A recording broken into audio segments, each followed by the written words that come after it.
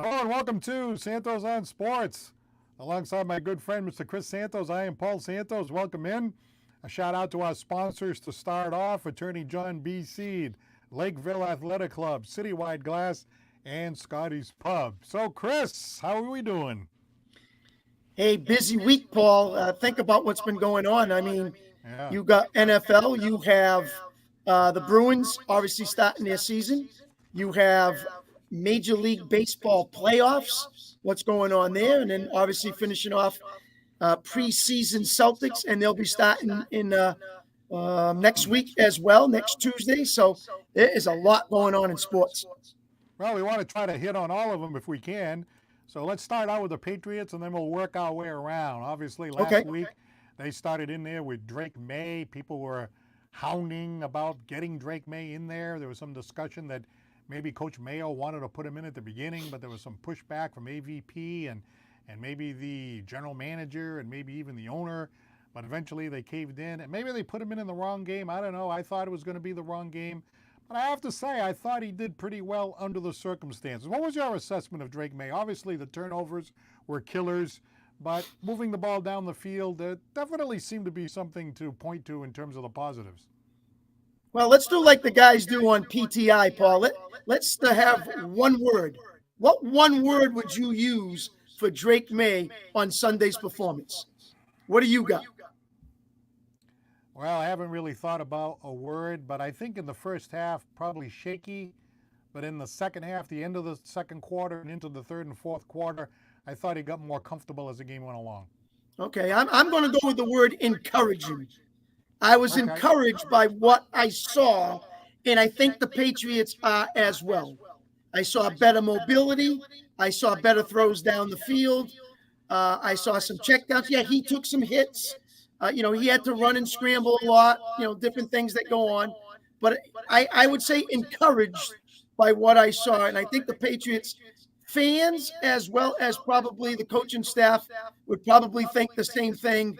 Obviously you don't get the result that you wanted in winning the game, but encouraged enough to say, I think our offense can start to move in the right direction. Well, I got to tell you, I was kind of thinking that it wasn't a good idea to put him in that particular game, that maybe they should have waited till this coming week. But now that that game is under his belt, now that he's actually played that game and he saw one of the top defenses in the league and he took some hits, but in the second half he improved. Now you go into Jacksonville, the Jacksonville game, right, in London, with this game under your belt, right? So I like that. I like that part of it. So maybe this will work out. I hope it does. Boy, the irony of let's say they bench Trevor Lawrence to play Mac Jones. Oh, Boy, great, huh? wouldn't that be nice?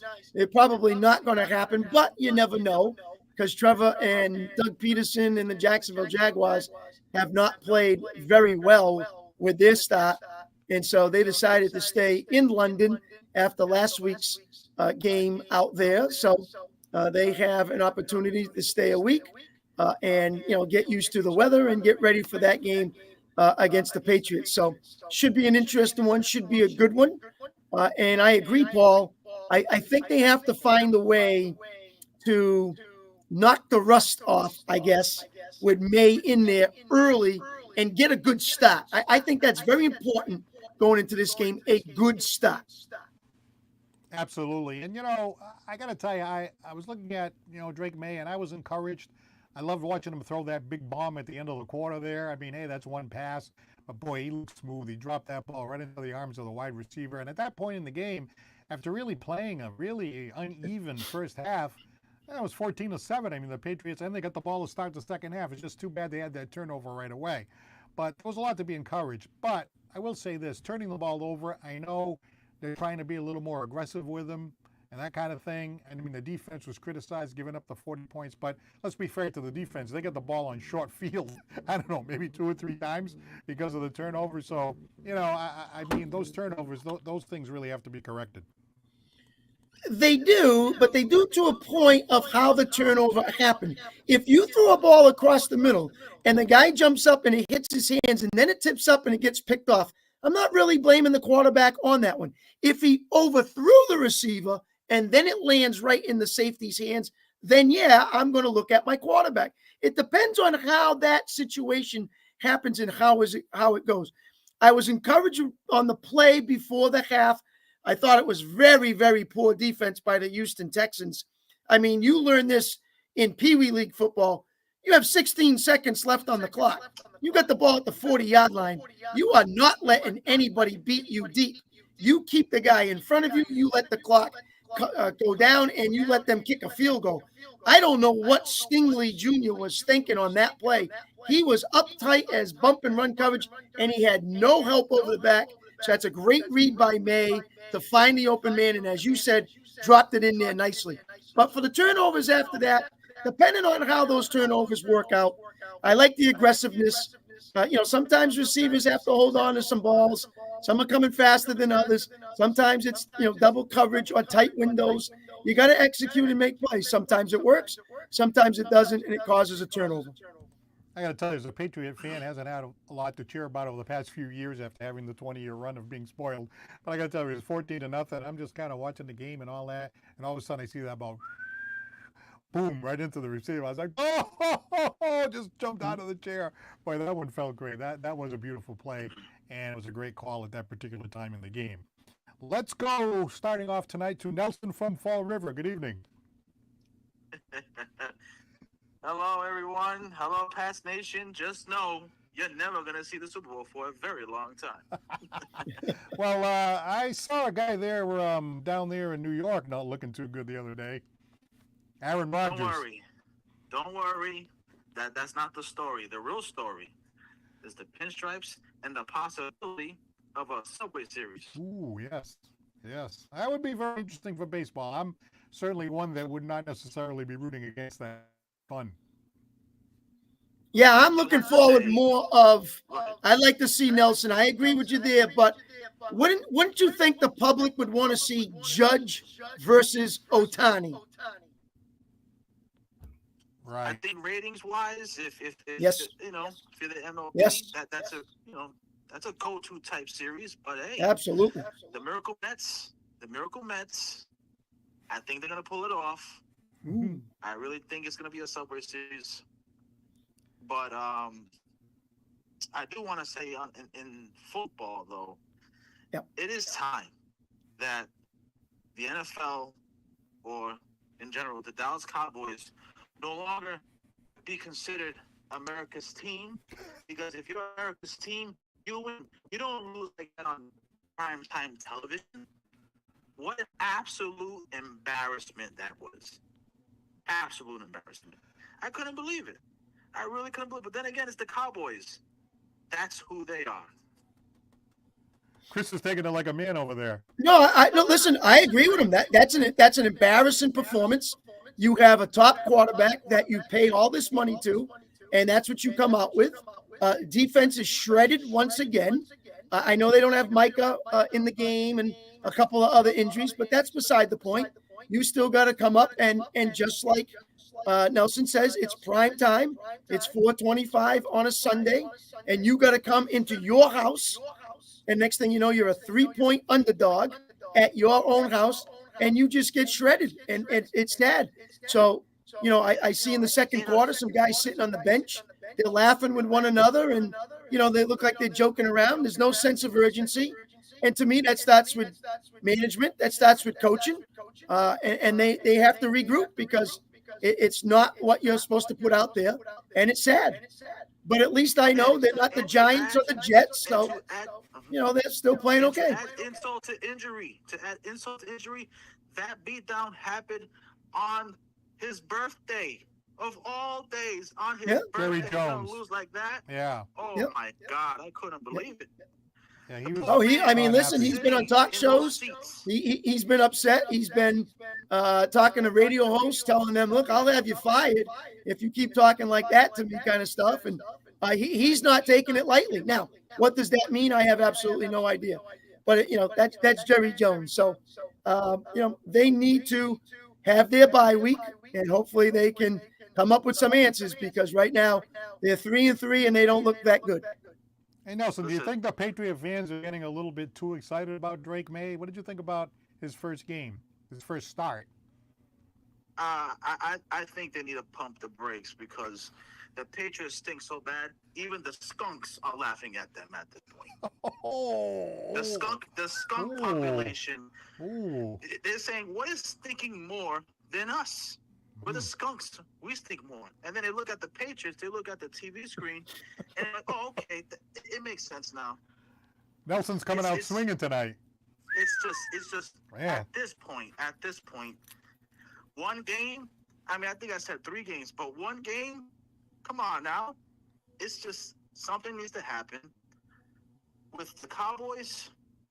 When I think of the bye week, for me, the bye week should be you don't come back to play. You say bye-bye and come back next year.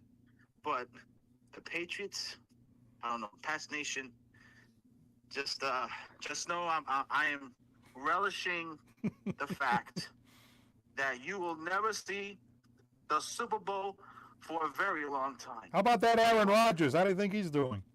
Listen, when it comes to the Jets, the coach is gone. But I think Aaron Rodgers needs to call it a career. They had a good run. Oh. They need to rebrand and the team and restructure. It's time to move on. Look, when it comes to football, I don't know. But in baseball, I'm loving it. I am loving it. And I hope Brian Cashman, he better deliver the best Christmas gift for all of New York. Resign Soto to a long-term deal. He loves New York. New York loves him. I couldn't think of a better duo than him and Judge in the backfield. This is getting scary. All right, Nelson. When you have two young men, especially Soto, he's 25. Yeah. He has a lot of years left. And the last thing I'll say is I'm even more disgusted because Netflix decided to put in this docuseries of the greatest comeback fluke of the 04 Red Sox. I mean, why put them, put that on Freevee, like a free app. You're going to put this in your streaming library? What the hell is that? I think a better content to watch is when Eli Manning and the Giants ended the undefeated season. Ooh. Now that's a better docuseries to watch. Ooh, oh boy, he's hit. All right, now Nelson, I'm going to put you on the spot, Nelson. Oh man, who's better right now, the Jets or the Giants? Oh man, both of them are 2-4. Both of them are 2-4. Who's better, the Jets or the Giants? Now I think the Jets just completed a trade. Correct. So we're gonna see how that goes. Given that trade, I'm gonna say the Jets are a little better than the Giants as of right now. I But think again, they might be Devontae Adams. Yeah. Yes, they just completed that trade. They needed it. But again, I mean, what looks good on paper is on paper. It needs to produce on the field. Absolutely. All right, Nelson. Hey, thanks a lot for the usually interesting call. Yes, absolutely. Listen, I take pride in it. But the one thing I'll say too is this: Red Sox Nation, they always hang on to the 04 season, right? But listen, look, this is real greatness. Win the World Series 3 times, like the Yankees did: 98, 99, 2000. It's been 23 years, and it hasn't been matched since. Do that, then we could talk. All right, thank you. So the Yankees haven't won a World Series since 23 years now. Well, it's been a little while. By the way, it's not just the 04. The Red Sox won 3 more times after that too. Yep. But boy, a lot to unpack there. He's hitting us all over the place. He's hitting us with the Yankees and the Mets, and he's taking a shot at Drake Maye, and he's taking a shot at the Red Sox and the Dallas Cowboys. And man, he really came prepared tonight. Well, listen, Paul, the man is strictly a New York frenzy right now, and he can be gleaming because he has the Yankees and the Mets possibly in a Subway Series to win the title, so that looks good. He's got the Jets making trades. He's trying to get the Giants back in to what they are. So, and obviously he's not in Patriot Nationville. So he's gonna try to get whatever he can in at this time, and you can't blame him. It's working well for him right now. Yeah, but this isn't a fair comparison because he's got two of each. He's got two football teams, he's got two baseball teams, he's got two basketball teams. That's not fair. Anyway, that's how it goes. 774-218-3393. Any of the topics that we have tonight on the table. I did want to get your thoughts, though, on Drake Maye. Do you think that the Patriot fans are getting overexcited? Did you see enough there?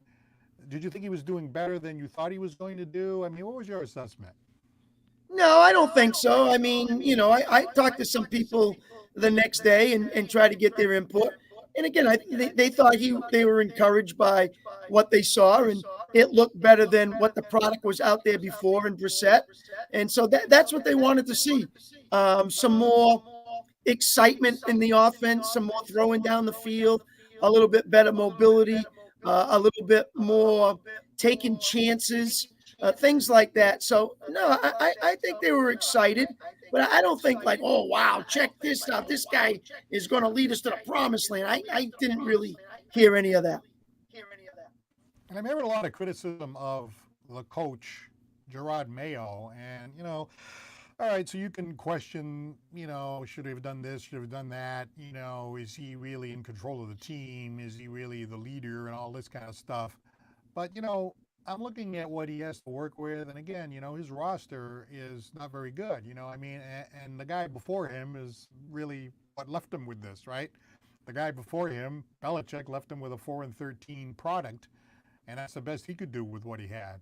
So to have a rookie coach come in there with a rookie quarterback, basically starting from square one with how the team was left, I think you got to give the guy a chance to kind of, get some traction here. I mean, it's only 6 games, and actually, you and I went through the prediction game by game. We had him at 1-5 at this point. Maybe not exactly the way we thought it was going to go at the beginning there, but the schedule is a little bit more, I think, softer in the next, say, 5 weeks or so, with the exception of maybe one game compared to what it was. I mean, and they could have won a couple of those games. They could have won the Miami game. They could have won the Seattle game.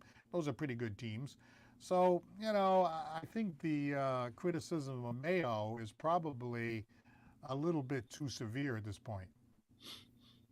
Well, I mean, you're trying to put the product out on the field, and as most coaches say, let's do what's best for the team. And so at the start, it was the veteran leadership of Brissett and a conservative offense to say, hey, let's run the ball first, we'll throw second. With an offensive line that, again, came from a 4-13 team that's been struggling.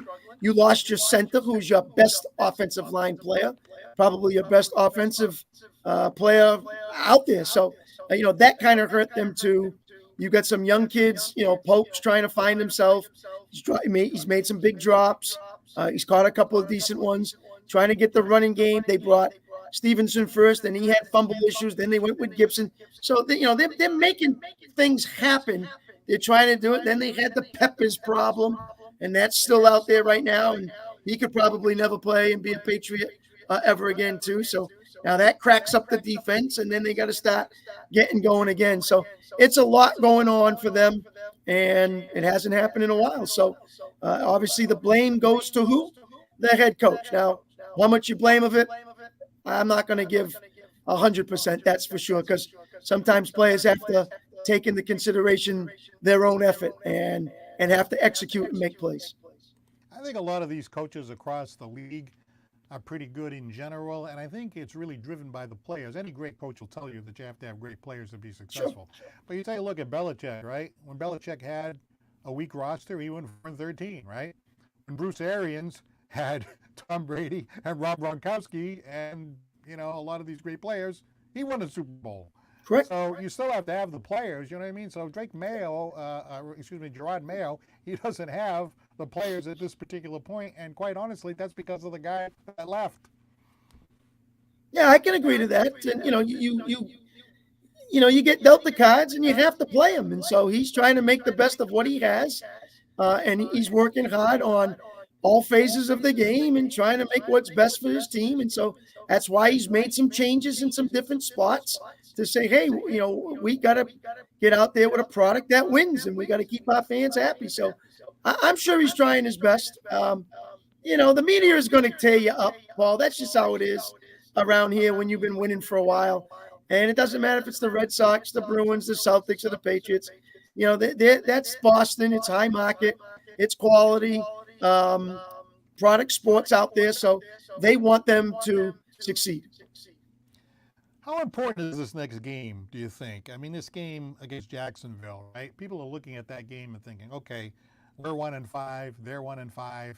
One of the teams is going to come out with a win over here to win their second game, right? So one of the teams is going to be looked at as the bottom of the barrel in the league, whoever loses that game. So I do think that there is some importance to this game because you got Jacksonville, then you get the Jets again. The Jets really manhandled the Patriots so easily the first time, but I think you pointed out, you thought the Jets might come up short at least one of these times. I know that was at the beginning of the season, but still. Yep. Then you got Tennessee, Chicago. I mean, these teams aren't bad teams, but, they're teams that the Patriots should be able to compete with. So this one against Jacksonville, I don't know, as a Patriot fan, somebody that wants to see the team at least try to get somewhere in the vicinity of 500, right? They need this one. I think they really need this one badly. Yeah, I agree with you. I mean, this helps the nation sit back and say, you know what? We have some promise, and we can take, maybe some under 500 teams and take it to them and compete and look good. Paul, you can lose games and play really well. It's just that the other team played better because they have more depth or they have better quality players. And there are times that you can lose games and really look bad. And I just think Patriots want to see some better effort and better excitement in the offense and what they have out in the field to produce and try to electrify the crowd and do some good things. So, I think it's a winnable game. I'm looking back at a couple of those games. I mean, you can point to a play here and a play there. I mean, teams can do that all day long. The Seattle game, they were so close to winning that one. Obviously the Miami game, they were so close to winning that one. But hey, that's water under the bridge. But I'm looking at your predictions and my predictions at the beginning of the season. We don't have them winning another game until Tennessee. You and I both had the Patriots going 1-7 before they finally won another game. That's just at the beginning of the year when we went next game.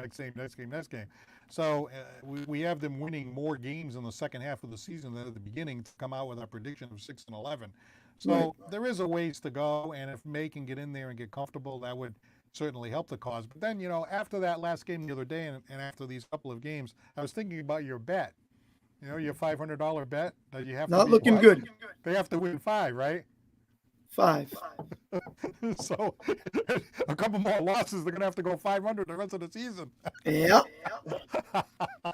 Well, that's okay. We'll see. I still have faith. I still think they can. You got to, like you said, winning breeds more winning. If you can win a couple games, you know what I mean, get some confidence going. That's obviously big.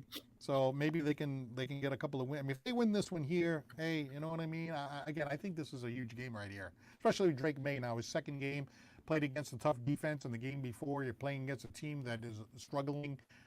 This really needs to be a good game. No, I agree with you there. And, I'm going to finish up with this comment about the New England Patriots. Winning breeds winning. We understand that. And then all of a sudden, you take a big nosedive, and then people sit back and say, oh, we're just rebuilding. Don't worry, we'll be fine. And yeah, that can happen. And sometimes it doesn't happen. And it takes a while to rebuild. So, not everybody can turn it around that quick. I know, and I've seen teams do it within a year or two, but I've also seen teams take 5 to 10 years before they do it. So let's not jump the gun. I'm going to stop there with that. Just kind of get an idea and work on week by week and then see what happens at the end of the year. So let's move on to the Boston Bruins now. All right. Your team, Paul, that off to a 2-2 start. Is it a shaky start? You tell me. I think it is a shaky start. I'm worried. And why? I'm worried about the defense. I'm worried about team defense, not so much the defensive core, but team defense. When I'm looking at Coach Montgomery, I mean, I always thought he was good. I mean, he had such a great season, 2 years ago, another great season last year during the regular season. But, the playoffs are different. You got to be able to grind it out in the playoffs. You got to be able to play good team defense. You got to be able to not cough up the puck in your own zone. You got to be able to not give up odd man rushes and things like that. And I remember when the Bruins won the Stanley Cup the last time, Claude Julien, right? He was more of a defensive guy. In fact, he was such a defensive guy, the big goal scorers really didn't like him because you weren't out there scoring 50 goals because his system really didn't let you do that. But then in the end, when it came time to really deliver when you needed to in the playoffs, that system seemed to work better. So I think the defensive idea for a team, particularly in any sport, but in hockey, where you really have to grind out those defensive games, I don't like it at all. And Swayman is not going to bail you out of some of these games. I mean, there are, plays in front of him, that little tip-ins behind you that nobody could stop. So the defense has me worried. Okay, now I'm going to go opposite here, Paul, and here's why. You're 2-2, and remember, you lost to the Stanley Cup champions twice. Mm-hmm. You lost to Florida both times. You beat the Canadiens, and you beat the Kings. So I'm going to subside on this one because Florida is that good, and they continue to be good. So I think the Bruins are going to be fine. Also, remember, Swayman has just got his feet back under him after that lengthy contract dispute, and they're finally going to start getting him to play a lot more games. So I think what's really got me right now is the grit. I want to see more grit. I want to see Bruins players get physical with other team superstars first before the other team gets physical with the Bruins superstars. So when they're going after Pasternak and they're going after Lindholm, that's what good teams do. The Bruins have to find some grit early and go after guys like Tkachuk and go after Reinhart and let them come at you. Bruins have had 2 games with Florida, and both times the physicality went Florida's way, and the Bruins are in the box more than they should have been. So I want to see better grit from this Bruins team, but they're not that bad, Paul. It's not about being shaky. I think the big Z on defense, he's going to be okay. Xanadov can hit. He's tough, and he's going to lay out some people. And I saw him against Florida do it a couple of times. So if they get him, Carlo getting going and a couple more, I don't think they're going to be that bad. So I don't think it's a shaky start. All right, I guess it's just, being a fan, I got a little concerned in some of these games. And I know that Florida's the best team in the league. Yes. Which I remember, a couple of years back when the Bruins had that great regular season where they had the best record of all time and they got Florida in the first round. You remember, we talked about it. I was like, that Florida team is a great team. I don't know how they ended up with them in the first round. I don't know what kind of playoff system this is. So when the Bruins listen, I don't give you credit that much on this show, but I'm going to give you credit for that one. Yeah, because you did say Florida is a very good hockey team. Yeah, they had won the President's Trophy the year before, and now look at them, a couple of cups.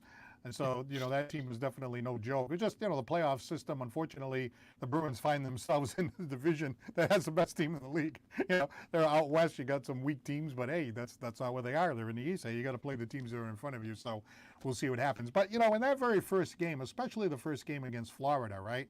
Yep. I think the Bruins were distracted with this idea that they had to be tough, like you're saying, right? And I think you're absolutely right. They do have to be tough. They do have to be gritty. They do have to get in the weeds there and battle guys like Tkachuk and go after the other team's best players and aggravate them and get right in there with them. Exactly, 100%. I agree. But I think the first game that they played, they had that mindset. They almost went overboard. They were spending the whole time fighting, and while they were spending the whole time fighting, they weren't really playing the game the way it should be played. At least that's how I saw it. What do you think about that? Yes, and I thought they did the same thing in Game 4 when they played Florida again the second time in Boston. Yeah. I thought they got caught up with some cheap shots, and they got caught up with the entanglement of the guys getting under their skin. And we heard Barry Peterson during the intermission saying the same thing. The Bruins can be physical, but you got to do it in a positive way. Bruins were doing it in a negative way and getting cheap and taking that extra penalty where it can be 1-1 instead it's 2-1, and it puts Florida on the power play. So the Bruins need to have that grit and that physicality, but they got to do it mentally in a better situation. So I know Florida gets under their skin. They have to find a way to control that team. That's a good team. That's a tough team. And, once you won the Stanley Cup and you have that under your belt, I think it makes them even tougher. because they got it over with. Nobody can ever say, hey, that's the guy who never won the cup, and all that kind of stuff. So that's out of the way. And now they've been there before. They know what it takes. And they were a great team before. And now, they're even tougher than they were before, in my view. Yeah, well, listen, you're going to have to play them, a few more times. And it was very surprising that they played them twice already in 4 games. So, you're like sitting there going, holy cow, they got Florida already, both times. So, when you have to take care of the teams you're supposed to take care of, that's what you do. And I thought they did a good job with Montreal and LA. And again, Swayman getting his feet back under him. And, he signed that contract now. He should be smiling from ear to ear. I'm hoping he's ready to go. Corpusalo, it's Corpusalo. He's the backup. That's what he does. So you throw him in there now and then. Hopefully he'll have a hot game or two and then see how it goes. So down the stretch, I think the Bruins still will be okay. It's too early to tell. I'm trying to look. They're at Colorado tonight. So they're going to be on the road for a little bit. Then they go to Utah, who was the former Arizona team. And then they play Nashville. Okay. And then they finally come home and they take on a very good West team in the Dallas Stars. So let's see how they look, Paul, and we'll talk about this group in a week or two, and let's see how we think then. And I'll say, Paul, do you think they're shaky now? All right. Sounds good. 774-218-3393 if you'd like to join our discussion here on Santos on Sports here on this Wednesday night. As Chris pointed out, Bruins playing against the Colorado Avalanche a little bit later on. We've got the Patriot team playing tomorrow night out there, and not tomorrow night, on Sunday against Sunday morning. Sunday morning, 9:30 in the morning. Against Jacksonville in London. So that's going to be interesting to see how that turns out. So make sure you're up and ready to go first. Paul, you're going to be up at 8:30 making me strawberries and cream, and out in London, and have a cup of coffee, have some pancakes, and listen, the man cave ain't open until at least 12:30. So that's right. I might have to save the man cave for a different day. Yeah, that was not happening on a Sunday morning. Well, the Boston Celtics have been playing some preseason games, and yes, I have to say I've been watching some of the games here and there. But before we get to all the big stars on the team, how about Mr. Peyton Pritchard, right? Hasn't he been a blast to watch? He is just hitting everything. Talk about a sixth man. Some people are predicting that he's going to be in the running for the sixth man of the year this year. Peyton Pritchard, an exciting player, always gives you everything he's got. He had a couple of years there where he didn't play much, but he kind of, took it in stride, hung in there, and he's been getting his chance. He hit that big shot from half court a couple of times. So he's a hustler, and I like watching him play. I really enjoy watching Pritchard. I'm a Pritchard fan. Yes, and I'm liking the quality and depth of the Boston Celtics. They have a lot of depth, Paul, that I'm looking at this year, and they have the whole roster there.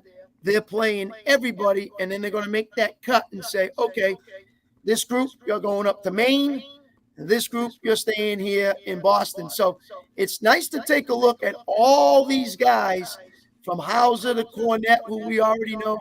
But then you see these other guys, the Hoppers, the Walkers, and obviously Peyton Pritchard getting a lot more time running that kind of unit, things like that, just to see the quality and the depth of the Boston Celtics.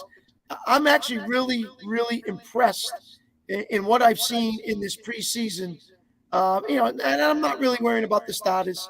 We know what they have, but it's the guys that can hang around on this bench. And if there's injuries or if there's something that, somebody needs a rest, you can have a second unit, third unit in there that can come in, some of them guys, and still do a good job and not lose much from, having that other guy who's going to be sitting out. So it's some quality basketball that I've been watching in this preseason. Be interesting to see how the season goes, because there are a lot of teams out there that are looking at the Celtics and saying, okay, we added some guys here, we got some injuries back, we really want to take a run at the Celtics. But I look at this roster, Tatum and Brown, Porzingis, if he stays healthy, or even if he's healthy part of the time, he's still going to help you. Holiday, Derek White, we talked about Peyton Pritchard. What other team can roll out a group like that? I mean, that's just a deep, deep team. And now they won, as I pointed out before. Once you've won, that monkey is kind of off your back. And now I think the Celtics are going to be really, really tough to take down by these other teams based on what I see in these other rosters. Yeah, well, I mean, our question is, can the Celtics repeat? Yeah. And I actually think they can. I really do. I think they have a lot to play for. I think there's been some off-season situations that have affected some of these players. And I think that, like I said, the quality and the depth to back them up. Obviously, don't expect them to win every game, but let's not get carried away. Our goal is to stay in first place in the East and have everybody come to you come playoff time. But I think this is a team that can repeat as long as, knock on wood, everybody stays healthy. Well, Brown not being picked for, the Olympic team, right? Yep. That can be something that can motivate him. And then Tatum, of course, was on the team, but they hardly used him much. Right. So both of those guys can kind of say, all right, I'm going to use that as a motivating factor. And sometimes you give a professional athlete just that one little thing they can keep in his head. That's dangerous. Oh, no, absolutely. And the other guy who made the Olympics. Oh, Derek White? No, Holiday. Holiday, yeah. Right. So now Holiday has to take to effect now. Hey, listen, I got picked. I'm supposed to be one of these elite players as well. I want to be up there with the big guys and show what I can do too. So that's another guy that has a lot of promise and a lot to say, hey, wait a minute. Don't forget about me, because I've been all-stars on other teams before. And look, they picked me in the Olympics. I can do just as good too. So, yeah, that's nice to see. And hopefully Porzingis becomes that stud or that star that we know he can. And, yeah, I don't think anybody can match them when you're talking about the top five. And, Tatum, I didn't think he had the greatest playoff. We don't want to rehash all that. But, yep. Brown and Holiday and DW and all those other guys, I mean, what a tandem. I mean, when you add those guys all together, you don't have the best player on the league on this team, but you have a group of players that you add them together, you have the best team in the league. And they're young, Paul. They're young. They're hungry. Yeah. You know what I mean? They're hungry, and that's what they want. They want championships. They saw what happened last year, and they're like, man, I want to do this again. We want to have some veteran leadership like a Horford and a Porzingis. But then the young guns, all them four other guys, you can sit back and say, whoa, we're just going to roll right through some of these teams and let's go get them. So I really hope that hunger and that fire, deep inside says, hey, we did it once. We can do it a few times. That's how good we are. So hopefully it all gels again, and I can't see why not. After the Celtics, right, what other teams do you think have a chance to challenge them? Like, who do you think would be like the second, third, fourth best teams in the league so far based on you looking forward? Well, last year it didn't show because to me you need a healthy Embiid. You need for Philly. You need a healthy Antetokounmpo for Milwaukee. Mm-hmm. And then the Knicks just got Karl Anthony Towns, who some are predicting is soft, and they got rid of Randall, but hopefully he helps that team and he stays healthy because he was banged up last year also with the Timberwolves. So if you get those three guys, which is, your star on your team, but if they're not there, how do you expect to win? You have to have your star ready to play. And so a full Embiid is going to help, a full Giannis, and obviously a full Towns. So they have to find a way to keep those guys healthy and then build around them, and they can be good as well. So right now, watch out for the Knicks. The Knicks could be a little bit of a surprise with Brunson, and if Towns plays the way he's supposed to. Now, what about Denver? Well, now you're talking about the West, which you wouldn't see, into the finals anyway. So, they're good, obviously. I think the Lakers are old, so I don't think they're really going to do too much. I like to see get better as the Oklahoma City Thunder. Right. That's a young team that's not that bad. Got some good players on there, and remember what happened last year? They came up and thought people said they got a good chance, and Dallas took it to them. But I think they'll be better with a little bit more experience this year if they get back to that position. The other thing, too, I think most of these teams you're talking about, maybe they improve the second person or the third person. But when you look at the Celtics, it's like 1, 2, 3, 4, 5, 6. They're still deeper than everybody else, right? Don't you think? Yeah. All right, let's talk a little baseball. Yeah, let's talk a little baseball. Drop that in here on Santos on Sports. By the way, if you want to talk about anything, any of the above that we've talked about tonight, whether it's football, hockey, basketball, baseball, give us a call at 774-218-3393. We'd be happy to hear from you tonight. I think Nelson from Fall River, the big New York guy, was talking about, a Subway series. But I got to tell you, when I put on the games, there's two things I'm watching. I'm watching for Judge, and how about Giancarlo Stanton just whacking the ball all over the place, right?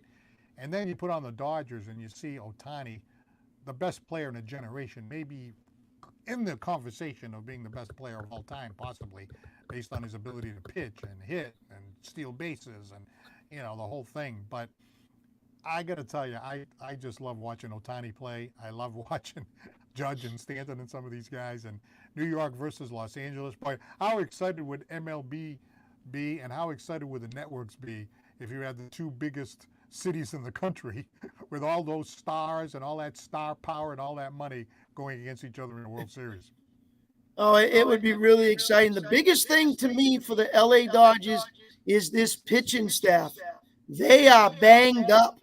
They got 3 or 4 starters who are out and hurt, and that's really affecting them. Paul, in game 2, they started has-been for the Boston Red Sox. Brazier started the game in game 2. Pitched like an inning or 2 or whatever it was. And I'm like, oh, my God, they have no starting pitcher right now. So they got like Yamamoto. They got finally Buehler's going to go. Kershaw's not on the roster. Glasnow's not on the roster. Stone's not on the roster.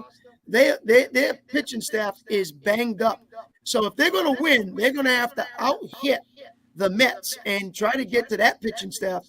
So, Freeman and Betts, obviously Ohtani, and the rest of those hitters, they're going to have to come through because right now it's tough for the Dodgers to throw anybody out there. It's funny when you come across ex-Red Sox players. You mentioned Brazier. I mean, he was, not exactly the ace of the staff there. So we saw him in the game. I'm like, what? Is that Brazier? Yes. So then, I'm kind of watching the game, and then I saw J.D. Martinez come up, So even my wife was like, hey, wait a minute. Wasn't he with the Red Sox? I'm like, yeah, Mookie Betts. It was with the Red Sox. Brazier was with the Red Sox. All these guys with the Red Sox. They went off to greener pastures, and here they are in the playoffs. And by the way, I'm looking at some of these teams. Another thing that was kind of irritating me as a Red Sox fan, right? There are teams that are still playing that won 86 games during the regular season, right? 86 games. I believe it was the Mets won 86 games, right? The Red Sox won 81, right? So 81 versus 86 over 162 games. So how much better can an 86 team be than an 81 win team, right? Over 162 games. So, if you just spent a little money and added a little bit more to that team, you could have been an 86 win team too. You know what I mean? Like, you really just have to get into the playoffs now. It's almost like, hockey. You get in the playoffs. It doesn't matter what you did during the regular season, I don't think, and even baseball anymore. Because if you don't have the injuries and you get hot at the right time, the bats start coming around and, this kind of thing, you can go on a run. Look what happened with the Texas Rangers last year. So, and here's the other thing that I would say, Paul. I don't know if I'd guarantee it, but I would be close. I would be close to guaranteeing this. Think of the Red Sox not in the American League East. Think of them in the Central. Think of them in the West. Do they win more than 81 games? Yes, Absolutely. They do. I'm not going to guarantee it, but I'm this close to saying they would win more than 81. When you play in the ALE East, and you got the Orioles who are playing good now, you got the Yankees who always play good, Toronto who can always give fits, Tampa Bay who can give them fits. That is the toughest division in baseball by far, and probably the toughest in any sport out there. That is so difficult to do what they do. So I'm going to take into consideration if they were in the Central or if they were in the West, would they win more than 81 games and be in the playoffs? I say yes, they would. I agree with you 100%. I agree with you 100% because you're talking about 5 games over 162. That's like, a play here and a play there, and you're in a different division and you're playing weaker teams. Yeah, absolutely, they would have won a lot more. They might have won more than 5 more games, depending on where they were, because some of these divisions are putrid. They're terrible. Right. And so to me, that's why the Boston Red Sox need to spend the cash, because it's the league you're in. You keep going up against the Yankees. You keep going up against those teams. You have to spend the money to get those players to compete in the American League East. You just have to. It's too dominant of a division.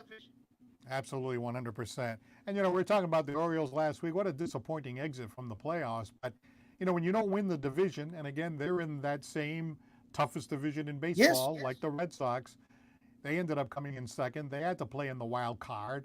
So when you get to play in the wild card, or you have to play in the wild card, you're stuck with that damn 2 out of 3. And that 2 out of 3, that 2 out of 3 is brutal. You go into a 2 out of 3. I mean, that's not really a good sample size of who's better. It's just like who plays better on that day, and you can take the whole 162 games and throw them out because you didn't win this one game here.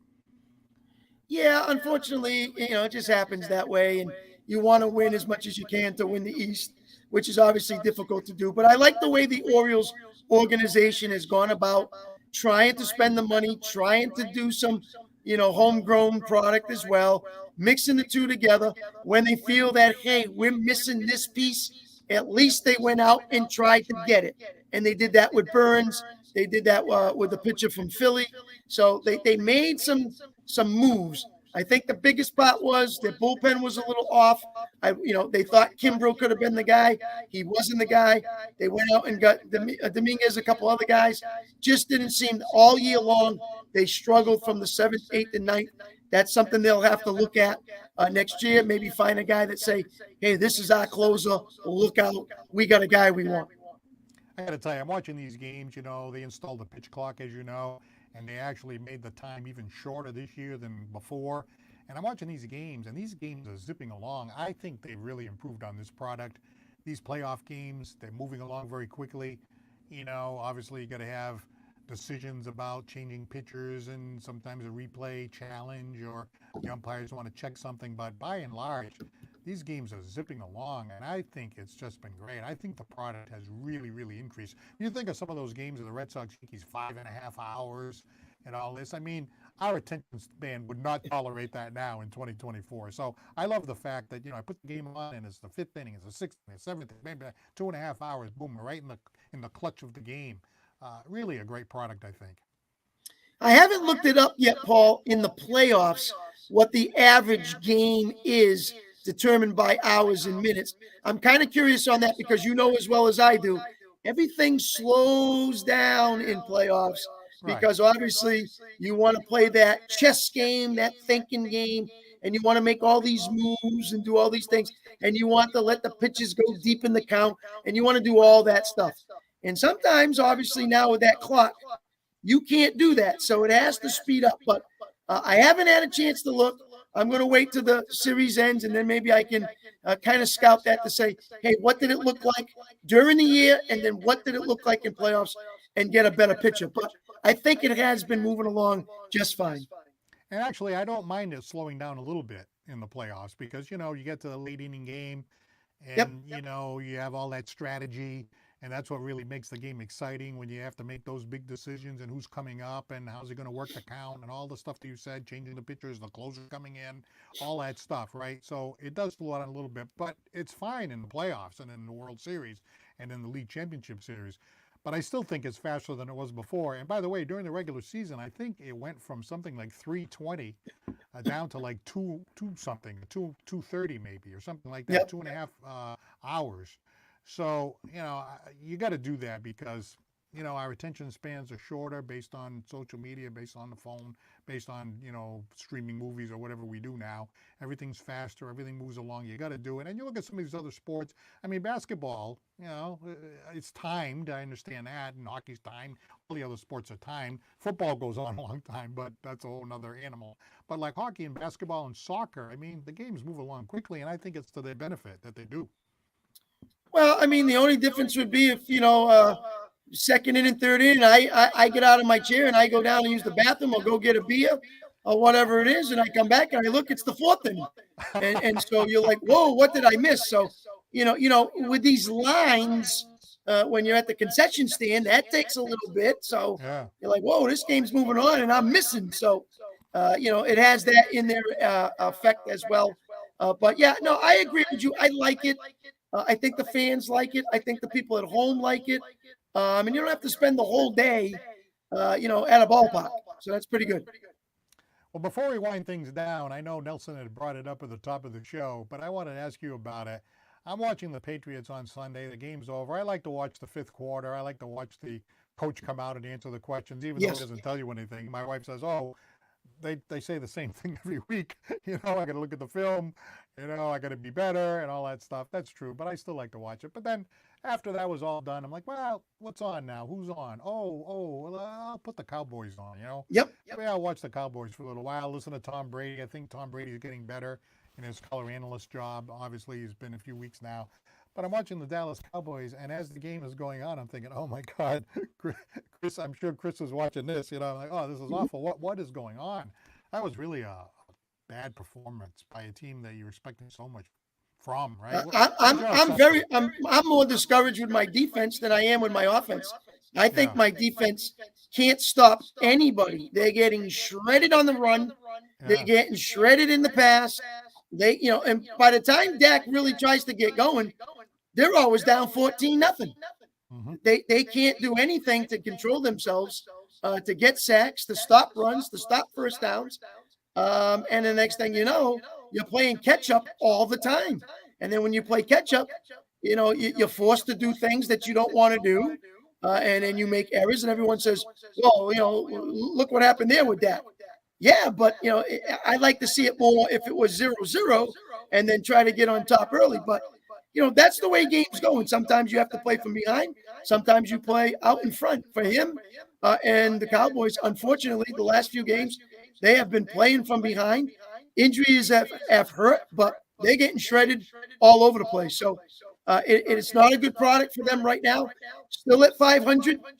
They got a bye week. Maybe they can get healthy, regroup a little bit, and come back and get ready for that middle half of the season and see how it goes. Yeah, at the beginning of the year, right, just looking at the last few seasons and historically, I mean, the Cowboys are almost always in the playoffs, right? You would like to point that out. Pretty much. That's absolutely true. They're pretty much in there. And you look at last year's team, the last couple of years, a play or two away from getting to the Super Bowl, right? The 49ers got there and, so on and so forth. So, they're right there, and yet they just can't seem to get over the hump. No. Well, that's the big thing that people say, well, you can't win the big one. Well, unfortunately, 31 teams can't win the big one. And you make the playoffs and you put yourself in a chance to do it. You got to execute when you have that big situation. You got to find it. Now, I've always said from day one, I don't think Dak is the it player. I've always said that. And I'll say that until he's not a Cowboy anymore. So I'm hoping he can prove me wrong and show that, oh, yeah, I'm that it player, and I'm going to win games for this team, and I'm going to win some big ones. They got the bye week, and then guess what? San Francisco 49ers.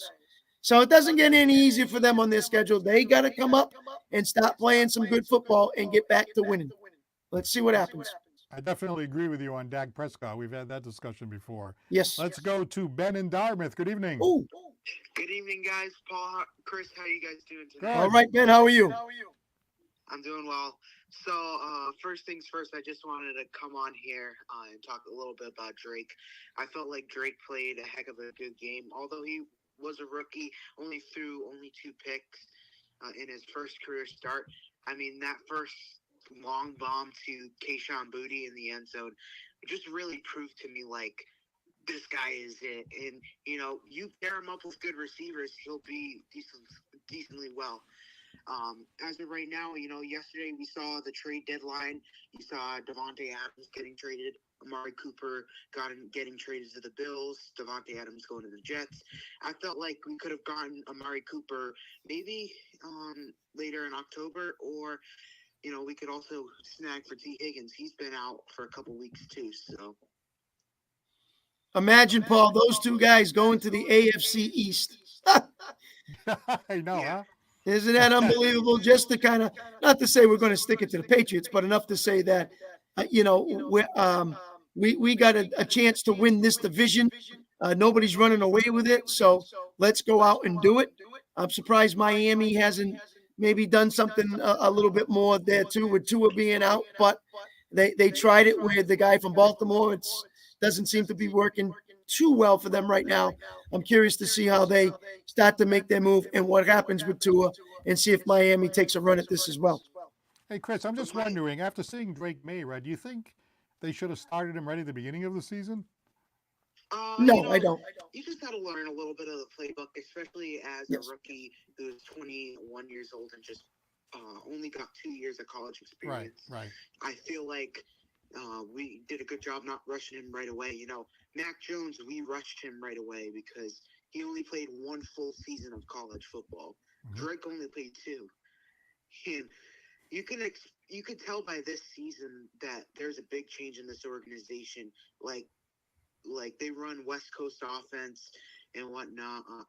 But Alex Van Pelt, who is the offensive coordinator for the Browns a couple of years ago, is our offensive coordinator now, and he mainly is a good offensive coordinator when it comes to West Coast offense. So yeah.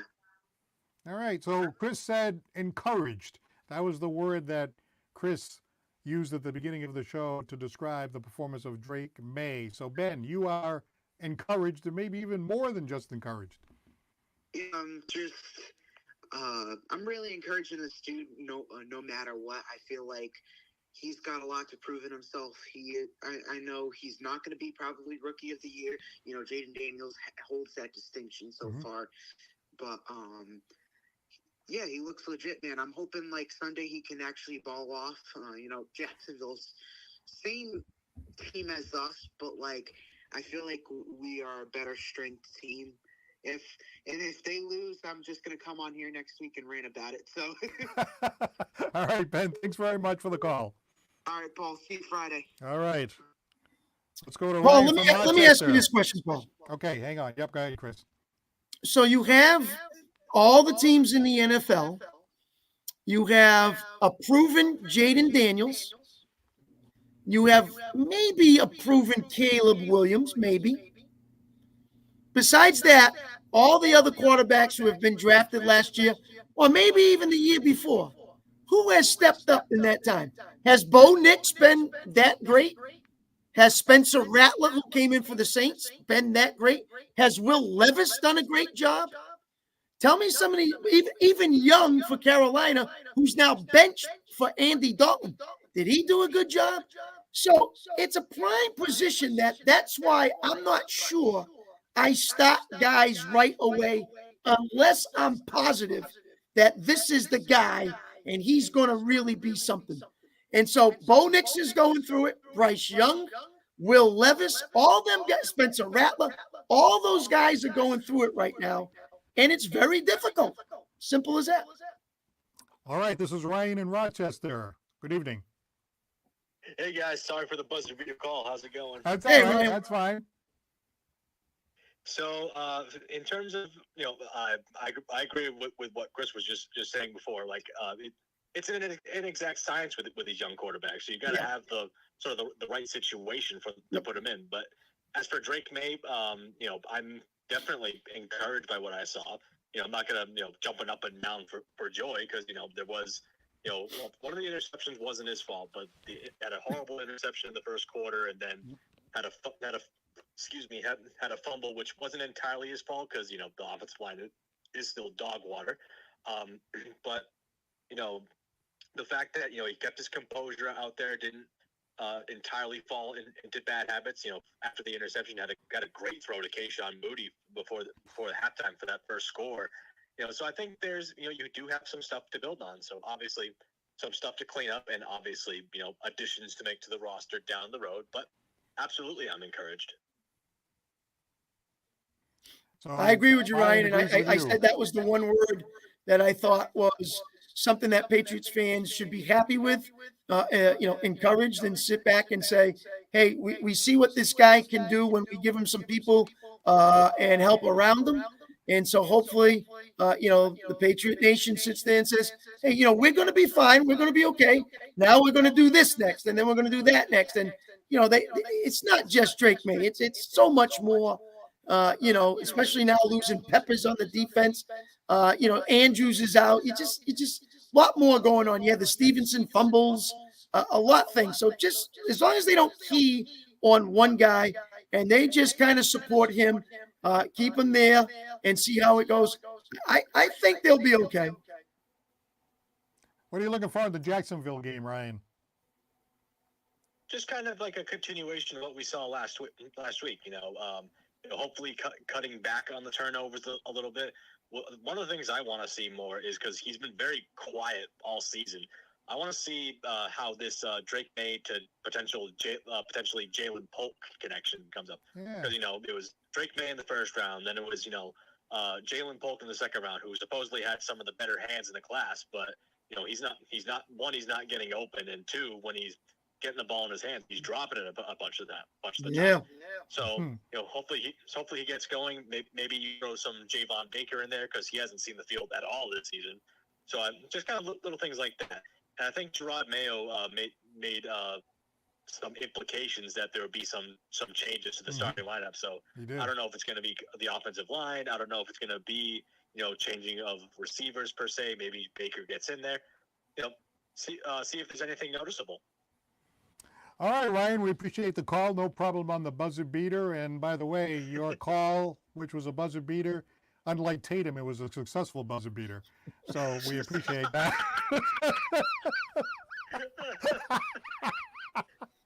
Hey, Ryan, where are you working right now? Where am I working right now? Still at Staples. I'm home right now, though. Listen, is that your only job? Because, you could be looking for another one. You might have to take my place. If I got to listen to this guy talk about these buzzer beaters all year long, man. Yeah, but this year he could be hitting them all, and then every time he hits one, I'm going to be getting them. I'm going to have to shut my phone off if he starts hitting them. Oh, man, you better pray that he... Oh, yeah. Oh, boy. We all know that's coming. All right, well, let's hope the Patriots can get a win with Drake May and beat Jacksonville and grow and hopefully build their team as they continue to try to rebuild. Thank you, Ryan. Here's hoping. Have a great night. Thanks, Ryan. Good luck this week. Yeah, when he referred to his call as a buzzer beater, I'm like, this is just low hanging fruit. Oh, yeah, you couldn't wait to chomp on that. I was holding that throughout his entire call. Which you said, and you said 20 minutes ago, I'm not even going to go down that road. That's for another time. No, he's got to wait for the last minute and just throw it in. Yeah, but he said his call was a buzzer beater. I wasn't expecting that. You know what I'm saying? Anyway, Yeah, I'd like to thank Scotty's Pub, Citywide Glass, Lakeville Athletic Club, and attorney John Seed for assisting us and sponsoring us here on Santos on Sports. So let's see what happens this week. Hopefully, Patriots can bounce back. Hopefully, your Dallas Cowboys can kind of catch their breath. And we'll see what happens with the playoffs. The baseball playoffs have been a lot of fun. Bruins and Celtics. Bruins are playing tonight against Colorado. Celtics will be starting their season very soon. So a lot of fun sports coming up in the very near future. And we'll be looking forward to watching all of the above. So for Chris I can't Santos, wait, Paul, because, hey, listen, it's going to be a fun week. Going to be another good weekend of some football. Teams are on byes. Like you said, catch your breath, get back into it. Dartmouth this week. You got to do a game Friday, Paul? Yes, I am. Yep. Yeah, I'm going to be up in the north end of New Bedford with the Voc Tech Bears. All right, very good. And by the way, I'm going to be away next week, so we'll be back in 2, and we'll get caught up on everything that's going on here in sports. From our good friend, Mr. Chris Santos, I'm Paul Santos. Have a great night. We'll talk to you again real soon.